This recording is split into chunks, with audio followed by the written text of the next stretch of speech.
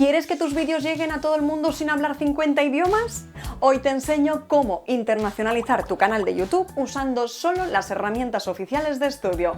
Es más fácil de lo que crees, solo necesitas 3 sencillos pasos. Paso 1. Crear la base perfecta. Ve a tu vídeo en YouTube Studio, entra en idiomas y busca el botón Editar subtítulos para corregir manualmente cualquier error y ajustar los tiempos. Este archivo en español es el que abrirá las puertas al resto del mundo. Paso 2. Expansión sin límites. Haz clic en Añadir idioma y elige entre alemán, francés, inglés o todos los que quieras. No hay límite. Nosotros solemos poner 8, pero tú puedes añadir tantos como tu estrategia lo necesite.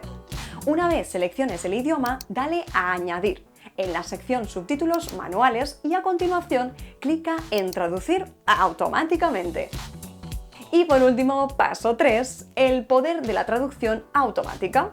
Al haber pulido la base en español antes, YouTube generará una traducción coherente y perfectamente sincronizada al instante. Repite este proceso con cada idioma que quieras conquistar. En pocos minutos tu vídeo estará listo para una audiencia global.